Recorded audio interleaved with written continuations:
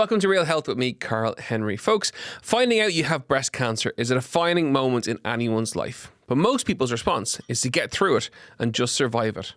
But not my guest today. She decided to create a business helping other breast cancer survivors.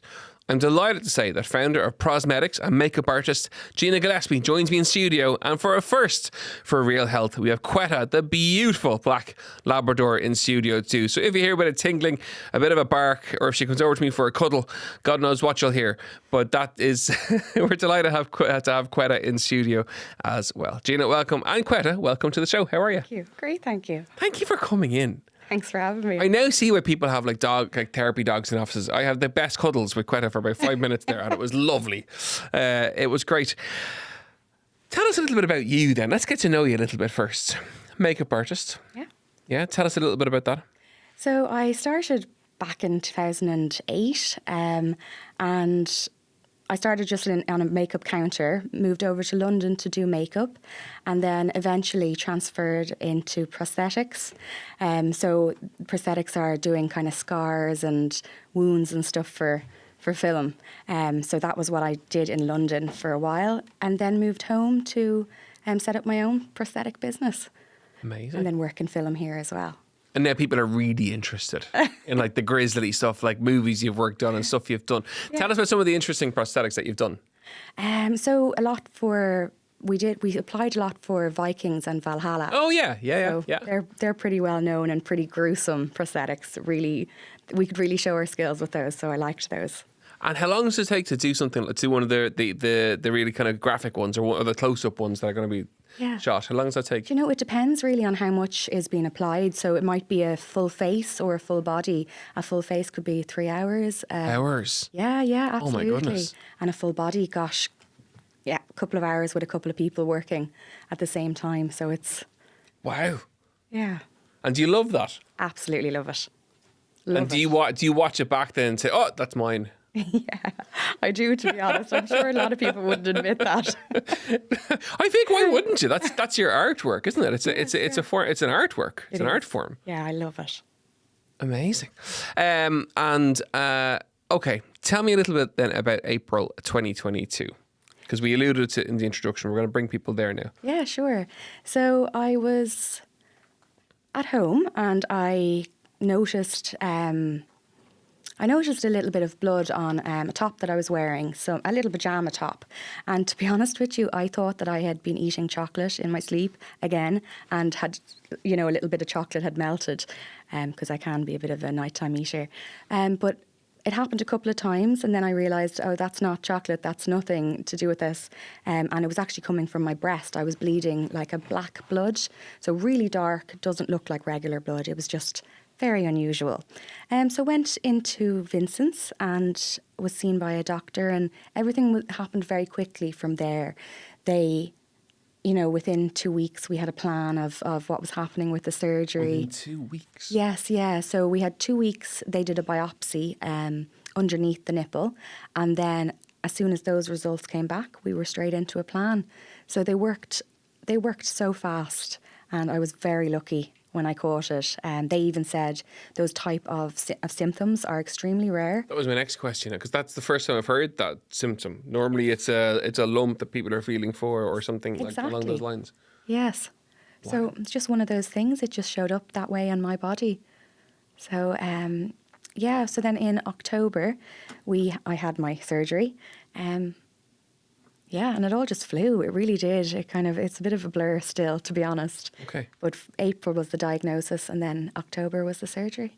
And chat to me around the treatment around, how did your treatment look? Well, I was very lucky. So after my mastectomy, I didn't have to have chemo. And that was because they removed all of the cancerous tissue and they tested the tissue surrounding the areas and they said the cancer wasn't present there. So I was very lucky to not have treatment. And the consultant said himself that if this had been, a month, 2 months down the line, it would have definitely been a chemo situation. So in a way, I was really lucky to have those symptoms. So it's early detection. Exactly. Yeah. Absolutely. And chat to me about, I suppose, and we've had lots of people talk to us about going through this kind of cancer and how they got through it. Yeah.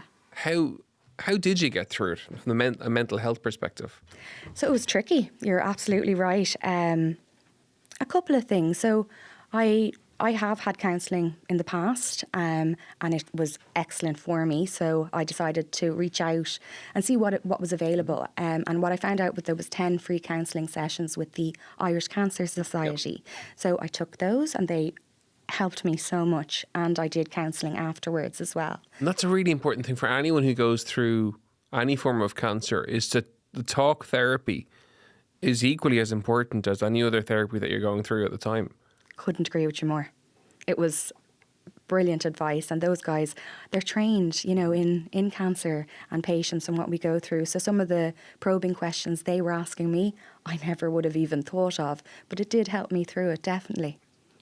Amazing. And then I think the only other, the other thing was I got my head into what I wanted to do straight after surgery, and that was, set up a business. So planning, knowing that I'd had the surgery, knowing that there was limited options for me afterwards, made me start thinking about what my prosthetic work can do that I can take into kind of the breast cancer thing.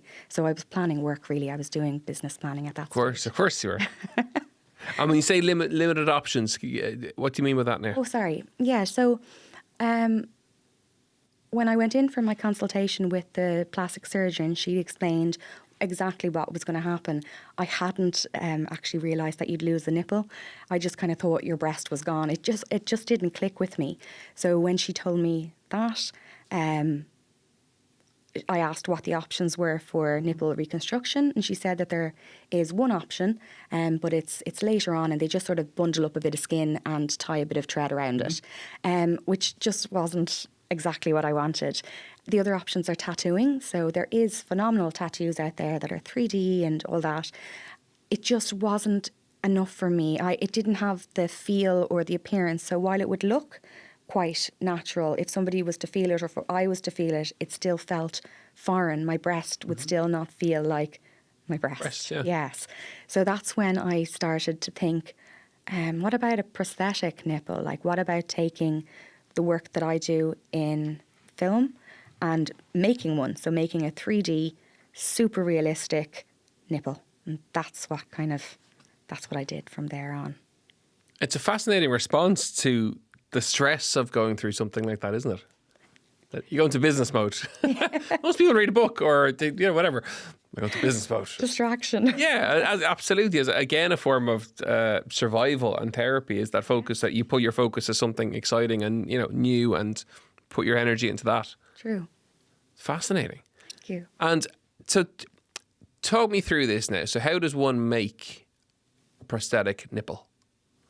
So there's lots of different options. Okay. So if you wanted, let's say post-surgery, you didn't have a nipple and you just wanted, I need a nipple, I don't care what it looks like, what shape it is. I would go away and I would sculpt a nipple. So hand sculpting in clay, everything about it, the pap, the little dots, everything, the whole lot. The skin texture. So like if you look very closely on your skin, you'll see like Xing marks. Yep. All that's sculpted into the nipple first. Then we take moulds of the nipple. There's a couple of moulds we have to take, and then eventually we fill that mould with silicone.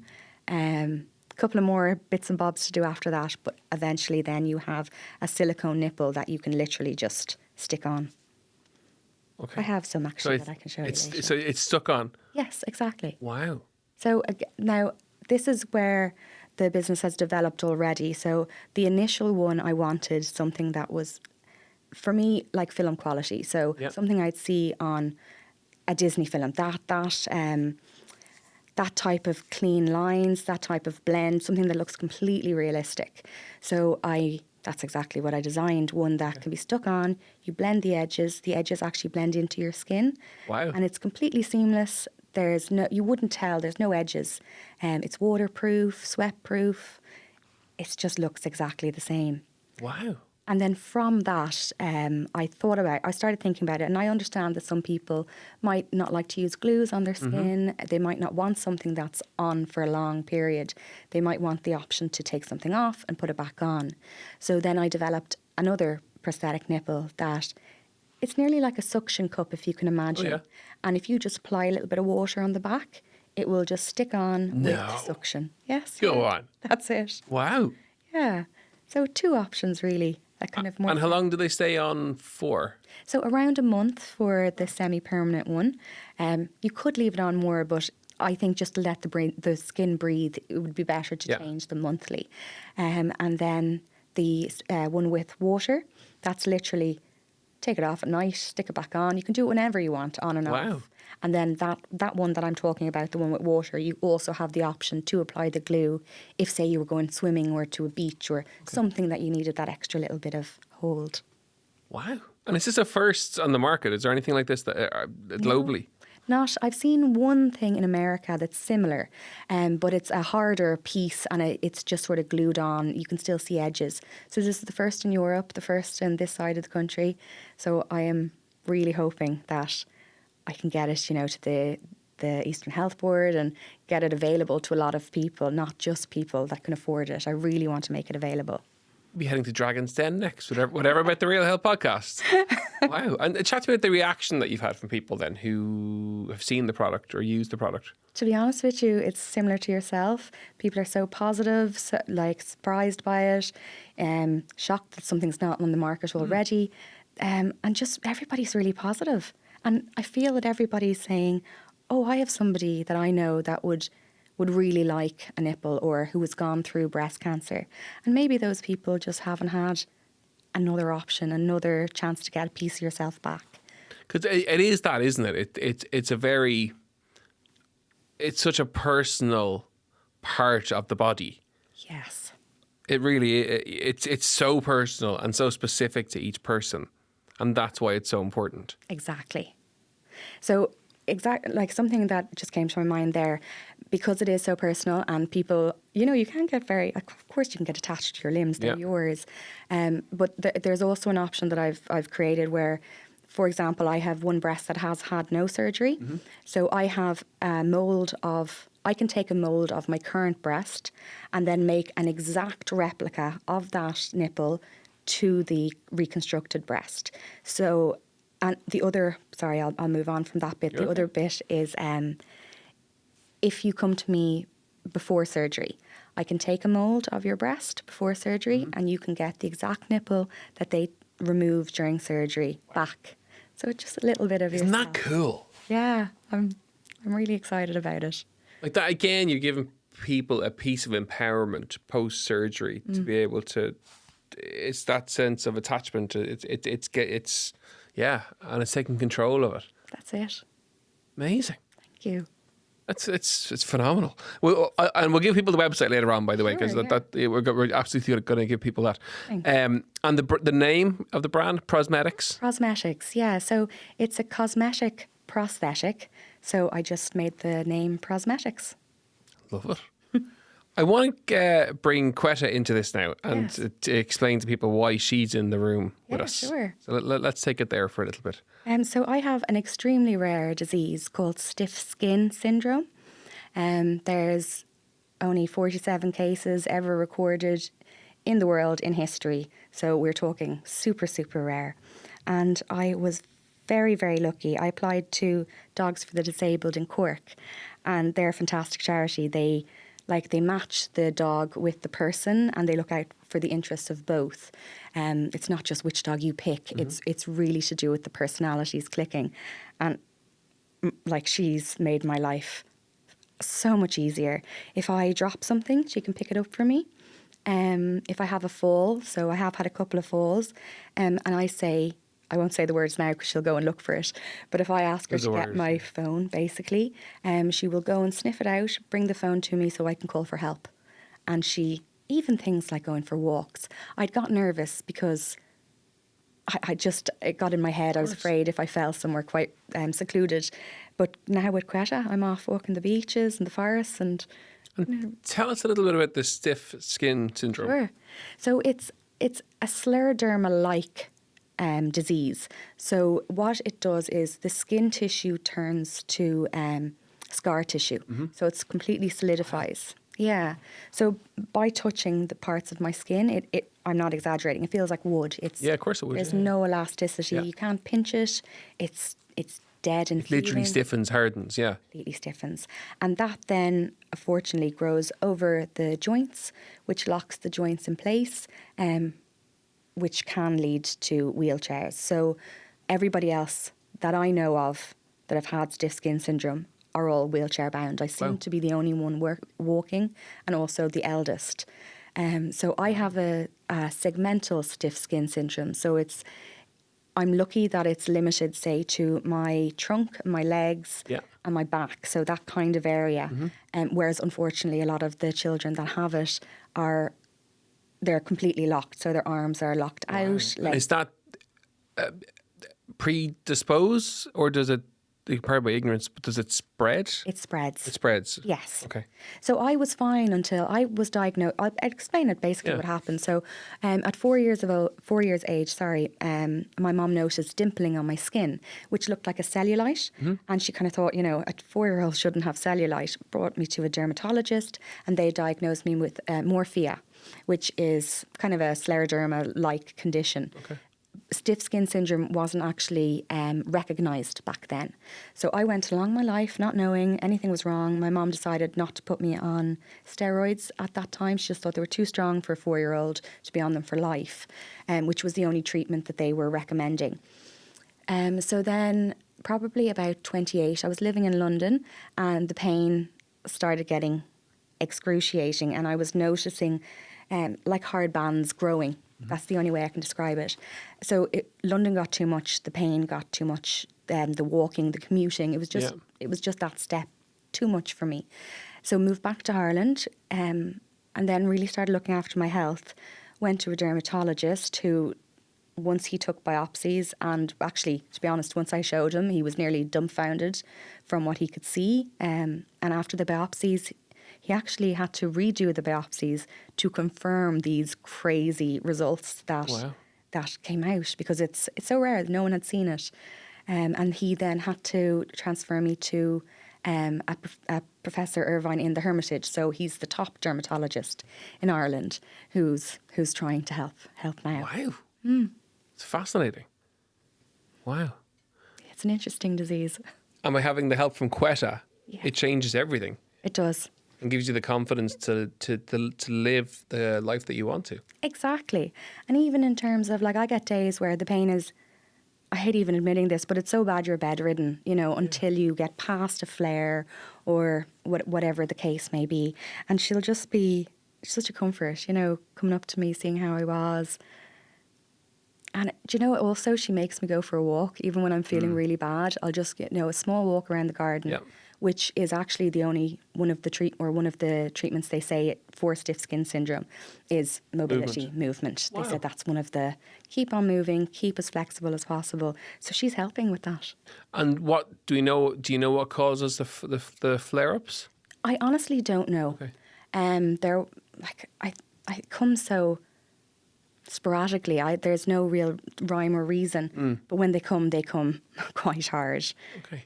So it's almost like fibromyalgic symptoms, or more severe, obviously, but exactly. So when I'm explaining that the skin is dented in, so it's completely dented, it feels like somebody is continuously pressing on your skin, so there's no release, and that just gets more intense during a flare, and then you'll get kind of lung problems with it, and gastric problems as well. So amazing. It's a bit of a fascinating a fun one. Yeah, it is. It's new. I've never come across it.